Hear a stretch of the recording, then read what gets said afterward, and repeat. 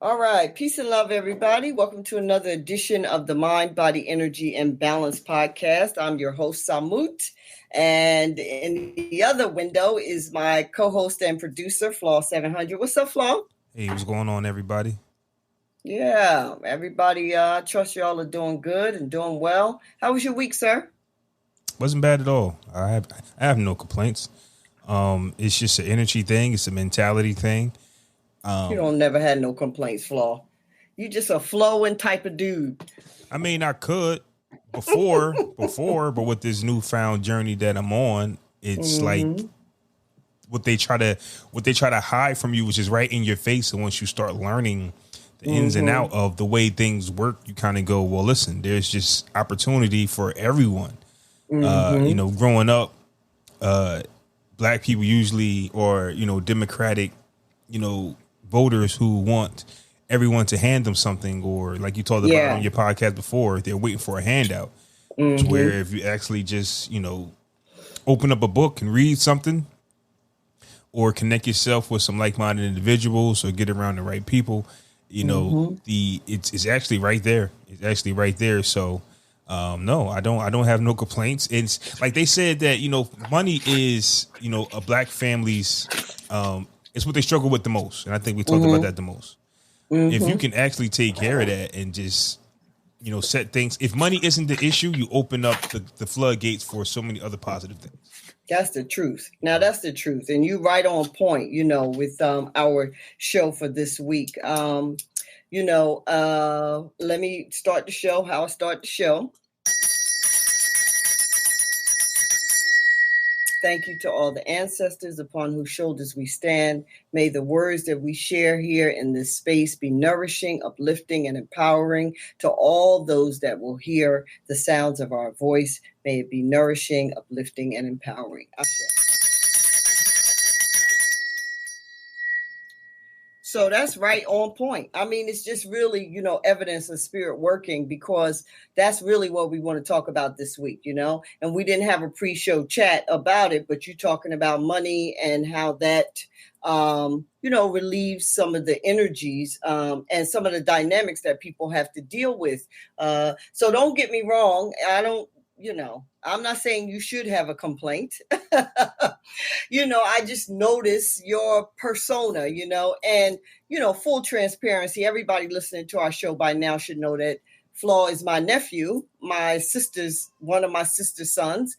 And, I like the family dynamic. We need to keep as much as we can in the family. And we talked about that previously too, that you find people within your tribe that you can work with. You can't work with everybody in your bloodline, or even in your church family or your sorority or fraternity family or whatever, you have to find people that you can, build with. And I'm happy that I'm able to build with Neff. And real quick, just yesterday, your brother, my uncle Creative, came through, said, "Hey nephew, wash that car for you." Sure.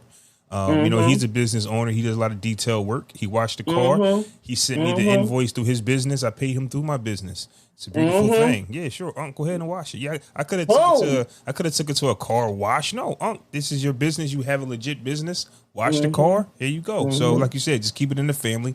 Everybody has something that they're doing, and most of us have something that we're doing. Most of us have something that we're doing. All of us have something that we're trying to do. I think with this family, I think that we know that there is something out there for us. Some of us haven't grabbed what that is yet. Some of us are in motion of trying to complete the mission. So, yesterday, I wanted to bring that up because you were saying keep it in the family. And, Uncle pulled up.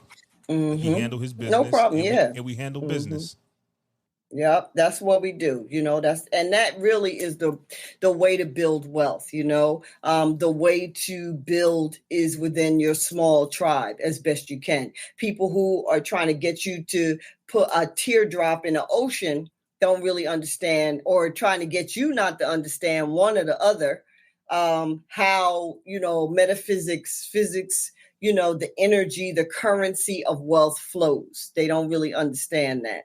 Usually we do a recap from last week, but we just done jumped right in and we'll sprinkle that throughout our episode today.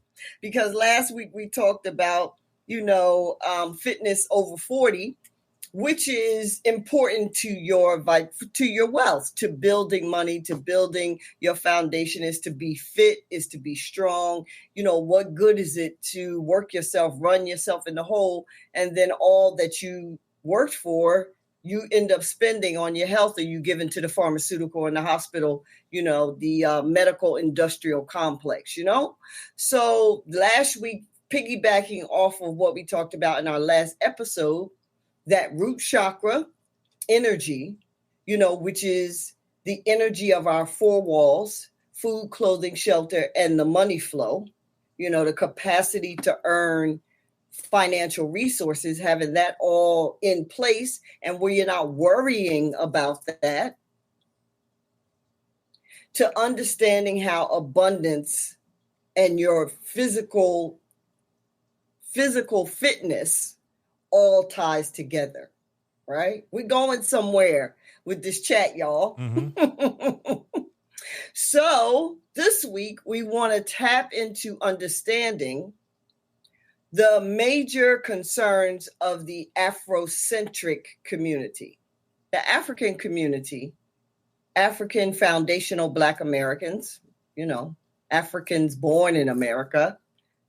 What are some of the main obstructions to our success? What's happening with my screen? It look weird, don't it? Yeah, I'm looking at it. Yeah. Hopefully, that's so weird. Hopefully it don't Let me go tell out. y'all something. Yeah, hopefully it don't. But I'm going to put this in here. This reality podcast, and this technology-ish is working on my last nerve, right? I'm going to have to bring in some candles and some sage and all the rest of the shit, because Mama Yoga is annoyed as hell about the technology. You know what's happening, right? You know what's happening. You dropping too many gems. You trying to help out the people, so they got to sabotage you. That's just how it works. Is that what it is? They got to put a bug over there. Y'all better DM me so we could do these meetups and meet, under the mountain, if they doing that. But the reality of it is, can't stop, won't stop. Mm-hmm. We got to do it because it's our legacy. It's our, we've been here for millions of years. And I personally, as a spiritual woman, know that I have been here many lifetimes, And so we just got to do what we could do. Technology be damned, right? So if we go out, we'll stitch it together and come back. Make sure you lead us in there. Yeah. Oh, okay. So the physical fitness, working in your small tribe, and making sure your root chakra is balanced, healed, generating the magnetic pull that you are intending, right? The four essential walls of your life: food, clothing, shelter, your monetary flow. The four walls also include your relationships, also include your tribal connections, also include the capacity to be resourceful, right? People say, I can't start a business. I can't do X, Y, Z. I don't have those monies. I don't have that resources. No, you're not resourceful. You don't need money to start a business. You need to be resourceful. That's tied to the root chakra, right? So last week we gave several pieces of game information of how to balance that root chakra. And this week we want to move it on and come up to the heart chakra energy. We're talking about building wealth, building our capacity to be more magnetic, the mind, body, and energy, drawing in the things that you actually desire, as opposed to being carried on the currency of the things that you don't want. And, you keep getting the same ish that you really don't want. Why is that? You're not understanding the frequency that you need to set your mind, body, and energy to. You need to turn the dial of your frequency. And the chakra healing and remedies help us do that. So the heart chakra is located in the center of the breastplate, right? Center of the chest. It is an energetic, swirling vibrational space, right? A vortex of energy, if you will. That's all of the chakras, as a matter of fact. They aren't actual things that somebody can take out, but it's an energetic space located variously on various places on the body. So the heart chakra vibrates our magnetism. It vibrates our energetic, capacity for love.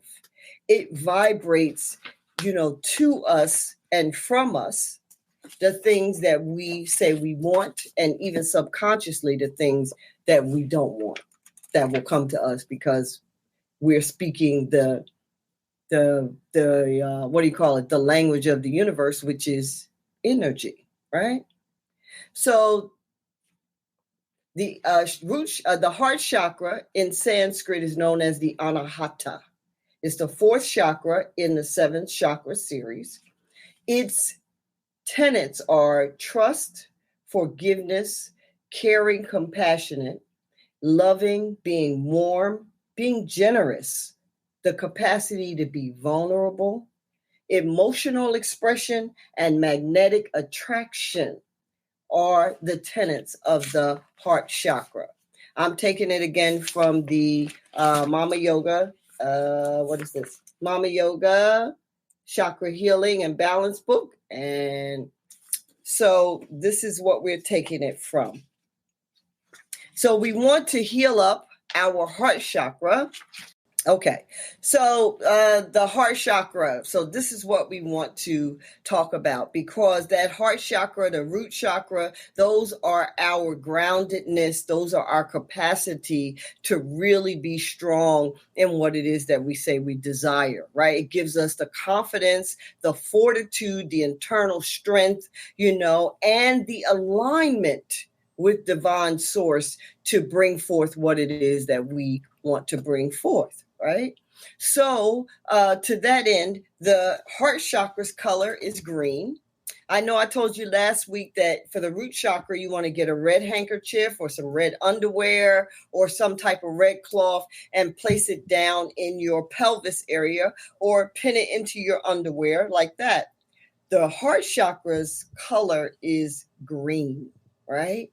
And it's been known to say that the heart chakra is a magnetic oscillating center of energy, right? Oscillating, turning, spinning, magnetic drawing, center of energy. The color is green, and it will uplift your mood and attract a sense of renewal, harmony, and attraction. That's what that green color does. So you can get a green piece of cloth intended for what that color is supposed to be, right? So let me take a pause here and just say, when I'm suggesting these elements to bring in, it's not that you're just going to get, it's not the red cloth in and of itself. It's not the green cloth in and of itself. It is your power and intention that makes those elements, those accoutrements, those tools valuable. It's your vibrational power and intention that is of utmost importance here. So don't just get a green cloth and put it down in your bosom or, pin it on the inside of your shirt if you're a guy, or even keep it in your pocket. You don't have to put it exactly where the chakra energy emanates from, as long as it's on your person. Same go with the red cloth. But the main thing, the most important thing is that you intend and you infuse that tool with what its purpose is for you in that moment. So the green cloth, you want to, as you are, have it in the palm of your hand, you will intend the goodness that you want out of that cloth, is that it will help make you more magnetic. It will bring you to a place of forgiveness. It will make you more compassionate towards others' concerns. It will increase your warmth and your capacity to be generous. Most importantly, it will increase your capacity to be magnetic for the good things that you want. So we want to intend the tools that we are partnering with, right? Pink is another color that is for the heart chakra. And wearing pink improves your magnetic attraction, of course. It's a calming energy, though, and it's associated with health, love, kindness, and mate attraction. Hey, now. All right, now. So if you combine the pink and the green together, you have one of the highest vibrational color combinations there is for attractiveness, right? And so you want to choose at your discretion. And again, the full outline of what we're discussing here is in the Mama Yoga Chakra Healing Balance and a Chakra Balance and Healing Reference Guide. That is, you can find it in my bio on Instagram under Mama Yoga Wellness, right? So we want to open up our heart energy to receive magnetically more. Now, the reality of it is my perspective is oftentimes our spiritual or religious institutions insist that, monetary success not be our direction or not be something that we concern ourselves with. And I maintain that is really a farce, right? That's a problem. Because everybody, if you are earning well and doing well, that benefits the institutions and connections that you are engaged in. So why wouldn't you want your membership to strive as high as they could strive, to do as well as they could do, to learn how to steward their financial resources and indeed generate great amounts of financial resources? But all too often in our community, and especially the Afrocentric community, the cultural community, it's kind of like a taboo to be interested in and focused on monetary wealth. This is some BS to me. We got to change that because, as I said last week, some of the most, spirituality is not just the so-called good and light and white and high energy in that way. Spirituality also has its opposite side. People who govern the world, this three-dimensional world at this time in history, are using spiritual principles just for the captivation of humanity and not for the elevation of humanity. And they got a lot of money. They're working with a lot of money. Come on now. So the idea fed en masse to humanity, especially spiritually focused people, that material resources are not relevant and that you should not be interested in material resources is another banana in the tailpipe. It's another way in which we are subjugated and kept down. It's another way to keep you enslaved. And so to have your leaders saying, well, if you're really about the people, you should be giving whatever you're giving for free. Yeah, that's a dangerous dictum, a dangerous ideology to stand on. Because when you give people things free, there is a certain lack of appreciation that comes with that. Now, I'm not saying you shouldn't be generous and share, and help people as much as you can. I'm not saying that. I agree with that. Of course, you should be generous and you should be giving and sharing whatever your knowledge is, whatever your resources are. But at some point, people should have an understanding that there needs to be an exchange of energies. And that's all money is. An exchange of energies, an exchange of energies in a way that is a win-win-win. You win, the teacher wins, and the universal life force wins. So balancing the root and the heart chakra helps us come into a space of understanding and of vibrational frequency alignment, to first understanding that it's okay for us to gain and manifest our own wealth and our own resources. You have to. And secondly, to understand that there is, it is righteous to share your monetary resources with those who you are getting value from. Now, I don't think people should be trying to gouge people. Recently, I was in a mastermind. You know how folks do these like webinars, right? So I had been following this thought leader for a while on social media, and it was a mastermind about how to use AI to help you write your books, right? Or help you create physical, package your knowledge in a book, in a course, whatever.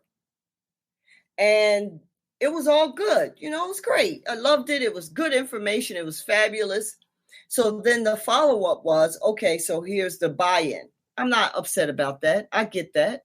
That's how the world works. People who don't think that the world, you don't get a buy-in offer, is kind of like you function in a really misaligned poverty mindset as far as I'm concerned. You have to buy in. It's just an exchange of energy. And why wouldn't you want to exchange, your resources for their resources if you think it's valuable, right? So I don't have no problem with the buy-in.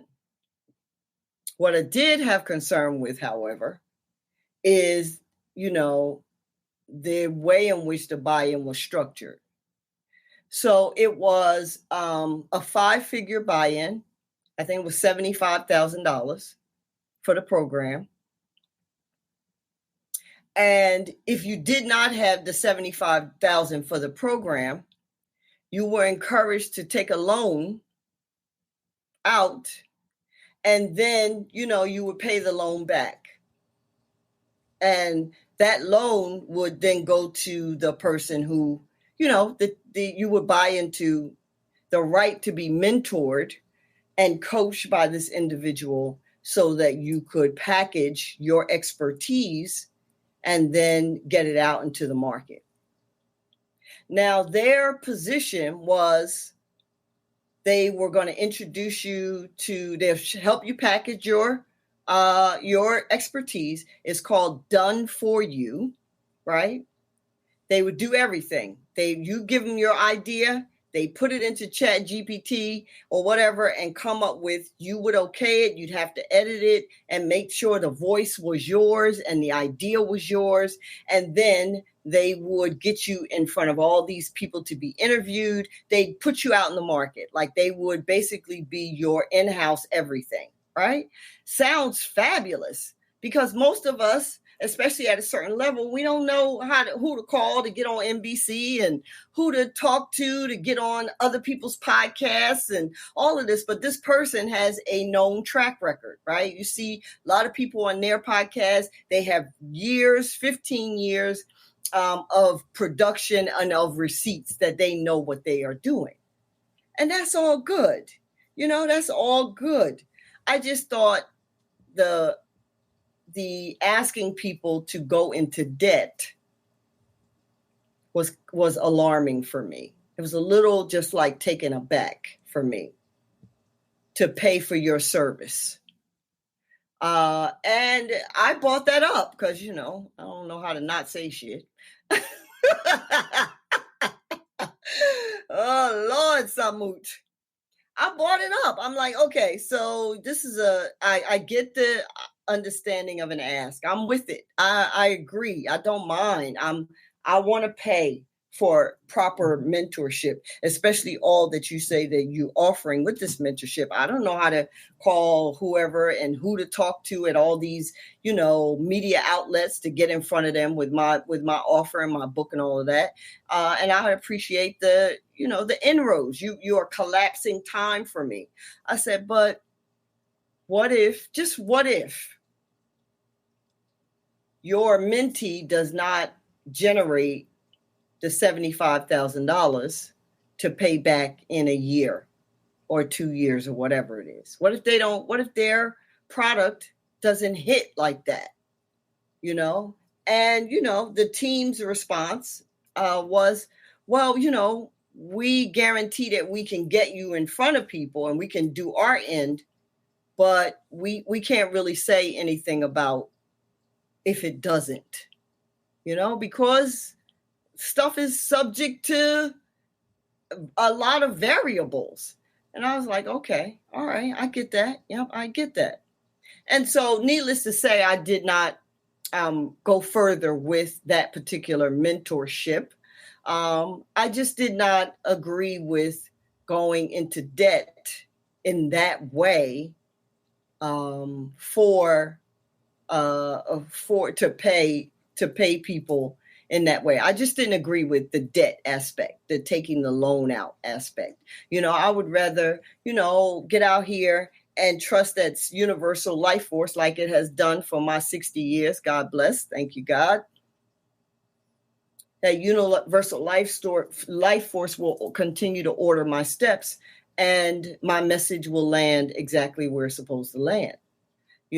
So it's a lot of different dynamics out here that always make you have to, revert back to, your capacity for what you are doing, So they didn't offer the payment plan. They just went straight to debt. That was the payment plan. Oh, yeah. It wasn't like, you could, well, listen, in all honesty, there were tiers. There were here's an outline of what you need to do for like $5,000, right? Then the next step would be done with you. That means we work with you, but you do all the work. Like we are holding your hand through the process, but you do all the work. That was $20,000. And then the done for you, you just tell us what your idea is. We'll put it all together. We'll make it into a professional, and then we'll do all the PR. You just got to show up to, the engagements and smile and talk about your book and all of that. And that was the 75. Okay. Yeah. So they had tiers, but they did not, they didn't have, okay, you could pay us, $1,000 a month or whatever, and again, it's all good. I may not, obviously I'm not the candidate for that level, that type of mentorship. It's all good, but what I'm really want us to, the real message is not that program.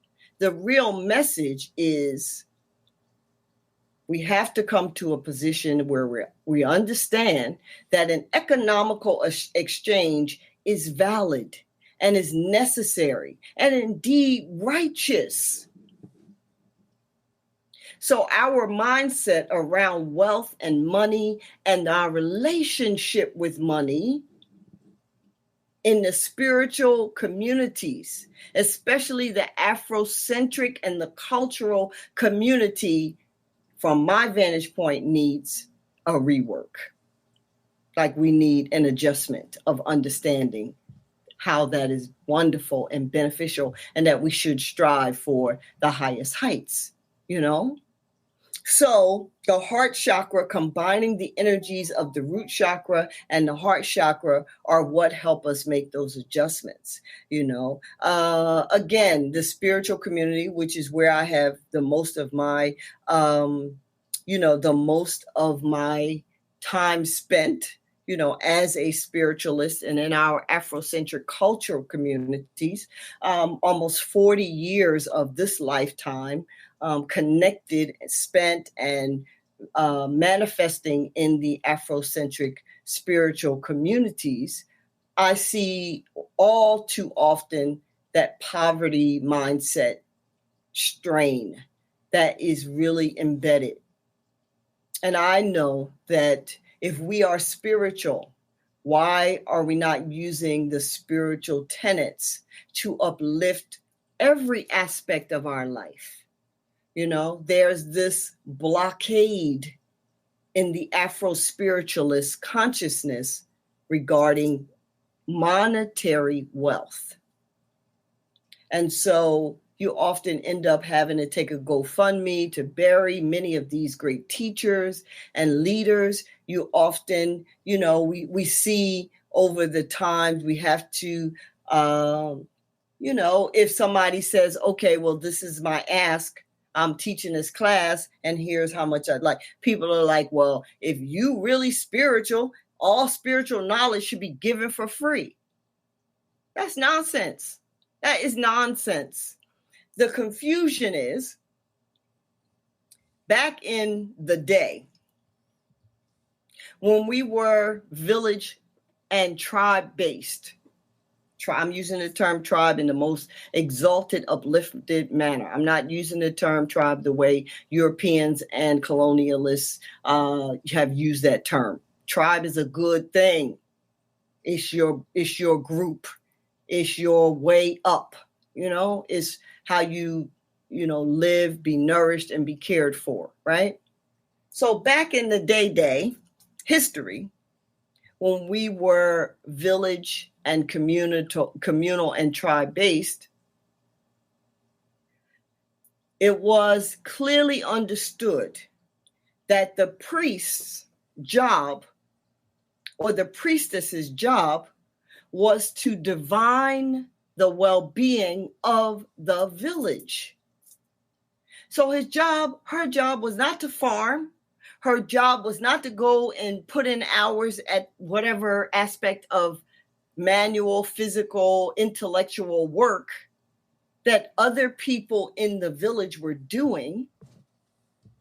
Her job was to study the universal energy and then bring that understanding to the village community.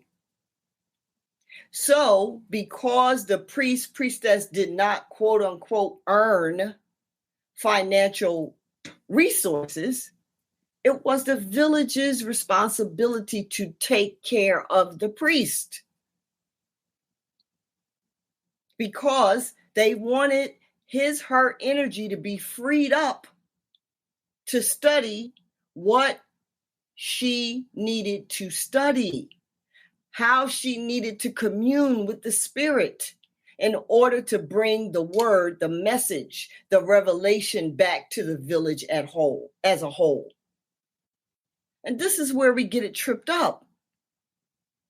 In our communities today, people are not really taking care of the manifester that way. But there's still an expectation that what you share should be free. It wasn't free then either. It was an even exchange. It was an even exchange, right? My value to this village is to say that the 7-year locust is upon us in 2 days or 3 years or whatever it was.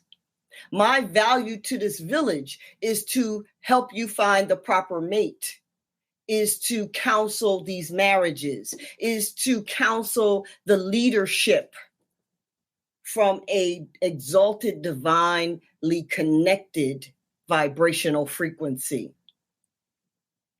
Right? That's my value to this village. And in exchange for that value, you care for my 4 walls: food, clothing, shelter, and the ease of monetary flow. That's the exchange. It wasn't free then. But in this mindset, because spirituality, religion, all of these doctrines have been used to capture the consciousness, the psyche, and the emotional state of the citizenry, the perception is that if you have spiritual understanding, you should just give that to me. You should go to work 9 to 5, 40 hours, sitting in front of a computer, hustling mail, being a nurse or whatever your profession is in this lifetime, and still make time to divine the sun, the moon, and the stars, and then tell me how to heal this illness. This is a faulty understanding without remuneration, without me saying, okay, here's $100 for your family, here's $25, here's $30, whatever the exchange. So it is my position that we need to address that. We need to do some adjustment to that. We need to bring our heart and root chakras into a harmony first for our own lives and perspectives of our relationship to wealth and money and how important that is in our life, and put it in a place that is complementary, not overriding.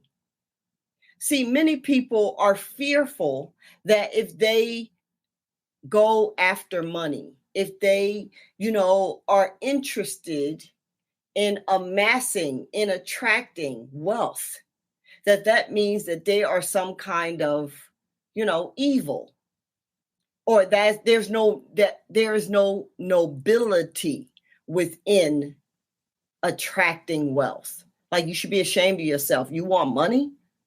Really? That is some trickery of those who mean to keep the masses oppressed and captured. If you're a spiritual person, you is well within your right as an individuated, connected divine being to source energy to use your spirituality for every aspect of your life.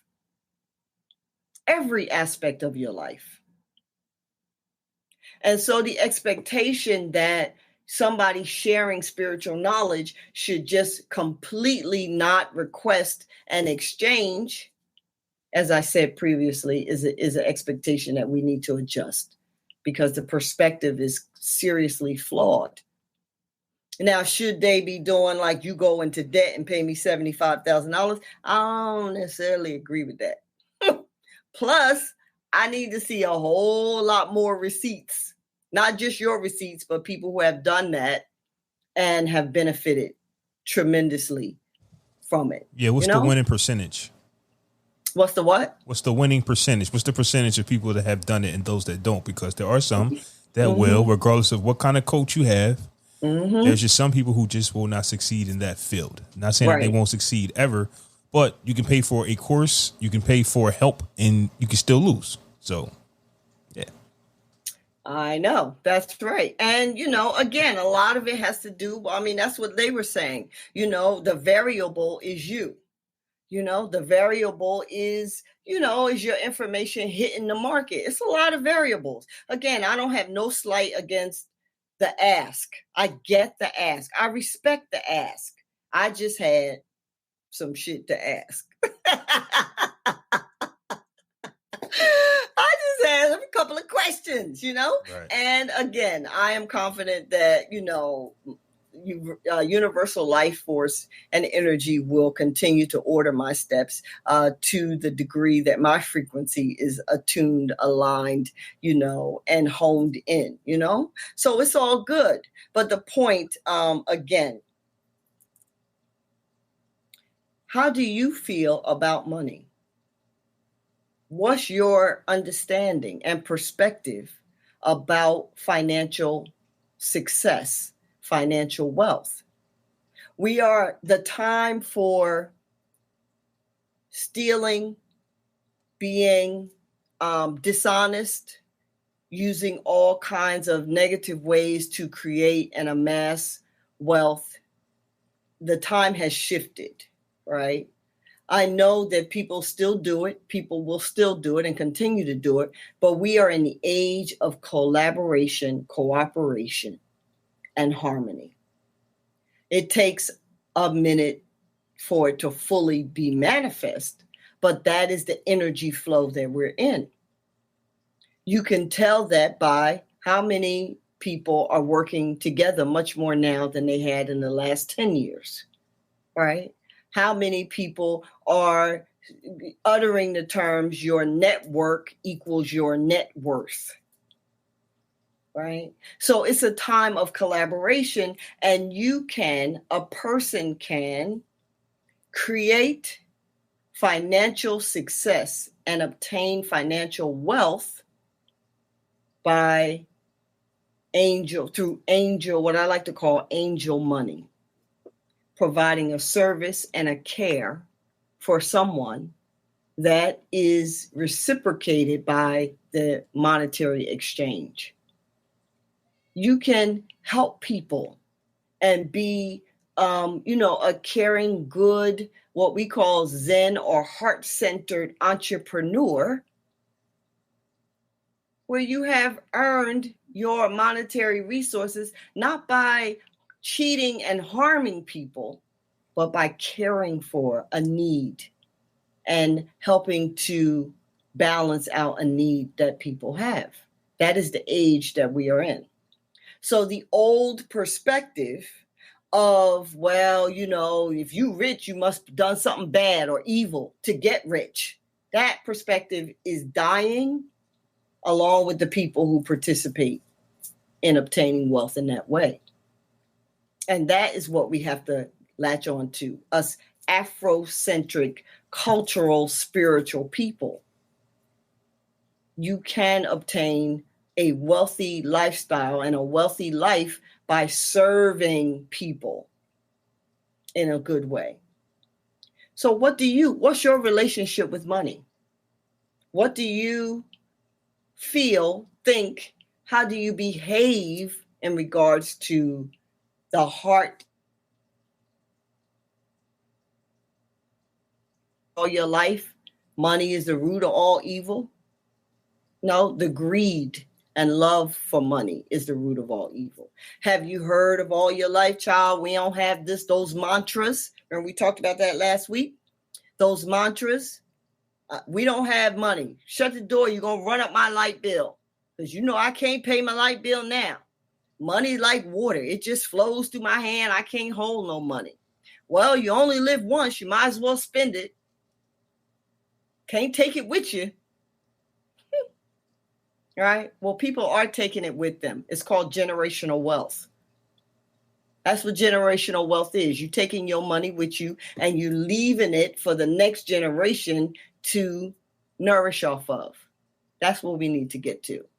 If you're spiritual, it's your absolute responsibility and right to find a way to increase your monetary life, your heart energy, the alignment with wealth.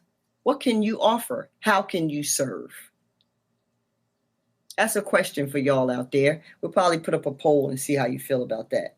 Yeah, just like they used to say. You brought up a good point. The saying used to be, behind every fortune is a crime, which was everybody's thought process. But now, like you said, there's a lot of people becoming wealthy just by collaborating, putting their thoughts together, and actually understanding that, hey, you can do more than just work.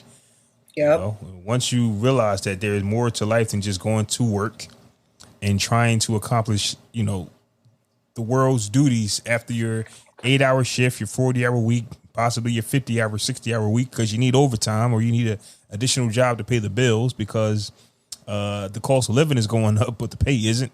That can go on and on. So, yeah. Right. No, you got to be about it out here, and you can't be ashamed or let it make you feel dirty or whatever, unless you do some dirty, shameful shit to get it. That's the only reason that you should be experiencing that. And then that's a good thing, because your conscious, your spirit is talking to you saying, come on now, you know better than that. You want angel money. You don't want devil dirty money. You want to create and offer a valuable service or product or help some need that the community has. That's what you want to do.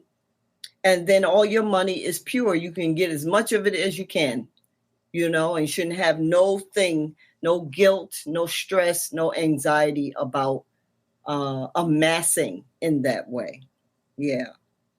Yep. So that's what we're going to do next week. We'll go further. I'll talk about some of the mantras as well as the crystals that you can use for your heart chakra. We hit on it a couple of episodes ago, but I really would like to have your interaction in terms of your perspective about money and how you feel about what I shared in terms of spirituality, African-centered or Afrocentric, and the Afrocentric culture, the Hotep culture. I'm on here now. And the poverty mindset that is pervasive within our Black cultural community spaces. What's your thoughts about that? Definitely want to hear it. No, I mean, I definitely just agree. As far as like, this kind of how we started the episode off, actually. Just like when you actually get into that space.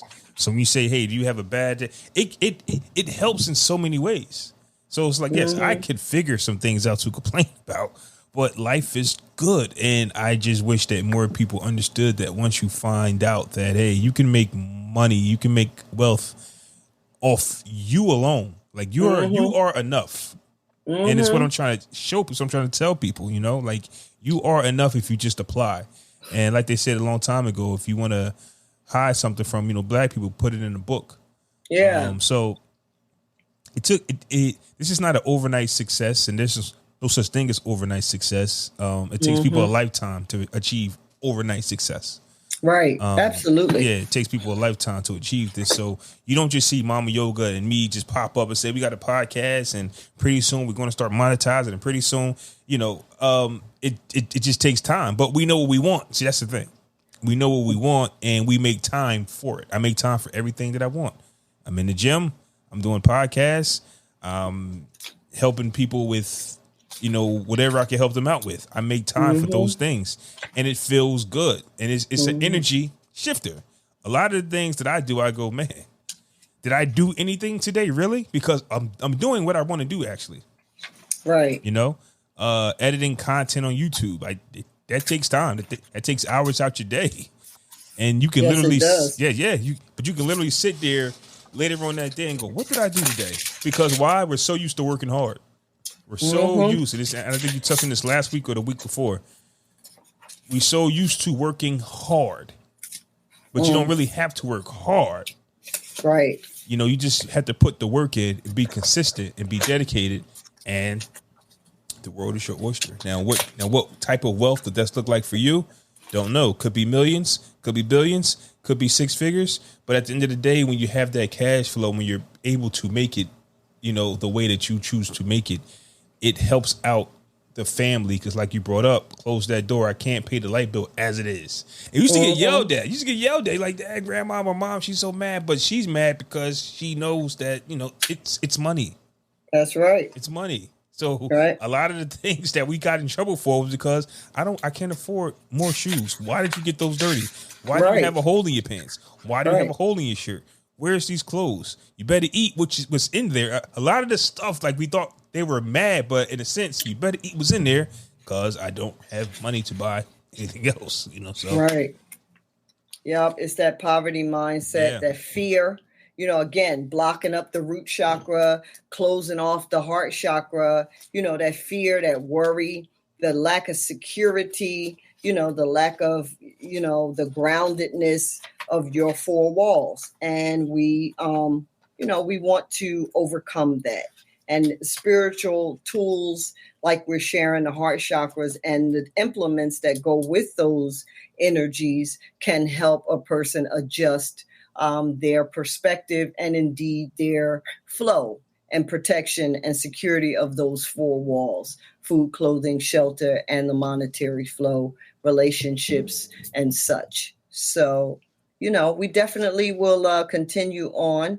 And I thank all of y'all for listening. Flaw, you got any words you want to share before we close out? No, I think I've basically I put it out there. I can't say it enough. That's just the type of time that I'm on. Find out what you guys like to do. Somebody told me this one time: if you became a billionaire or a millionaire, what would you still do? One of them was podcasting. One of them was continue to go to the gym. So right now, a lot of us are doing what we have to do. But if you were financially successful, you was wealthy, what would you still wake up early in the morning to do? Or what would you do every day? Figure that out and then start attacking it. Yeah, that's right. Hit it, because that's your angel money. Yeah. That's your angel money. All right, y'all.